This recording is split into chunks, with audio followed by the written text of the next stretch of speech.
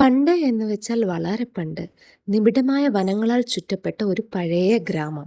അവിടെ പാതിരാത്രികളിൽ പാലപ്പൂവിന്റെ മണം വരുമ്പോൾ മുത്തശ്ശിമാർ പറയുമായിരുന്നു, പാലമരങ്ങൾ വെറും മരങ്ങളല്ല, അവ കാടിന്റെ കാവൽക്കാരാണെന്ന്. ആ ഗ്രാമത്തിലെ ഒരു കൊച്ചു പെൺകുട്ടി ഒരിക്കൽ തന്റെ മുത്തശ്ശിയോട് ചോദിച്ചു, എന്തിനാണ് മുത്തശ്ശി എല്ലാവരും പാലക്കാമാലയെ ഇത്രയധികം സ്നേഹിക്കുന്നത്? മുത്തശ്ശി ഒരു ചെറു പുഞ്ചിരിയോടെ ആ പഴയ ആഭരണപ്പെട്ടി തുറന്നു.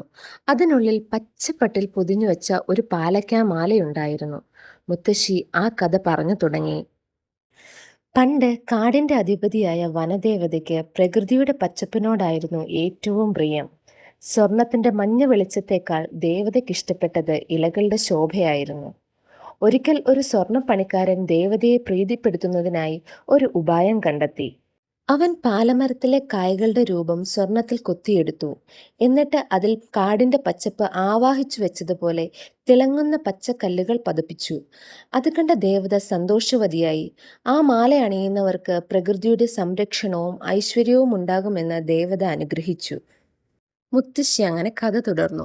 അന്നു മുതൽ ഓരോ മലയാളി മങ്കയും പാലക്കാമാല അണിയുമ്പോൾ അവൾ ധരിക്കുന്നത് വെറും സ്വർണമല്ല, മറിച്ച് തലമുറകളായി കൈമാറി വന്ന കാടിന്റെ നിഗൂഢതയും പ്രകൃതിയുടെ അനുഗ്രഹവുമാണെന്നാണ് വിശ്വസിക്കുന്നത്.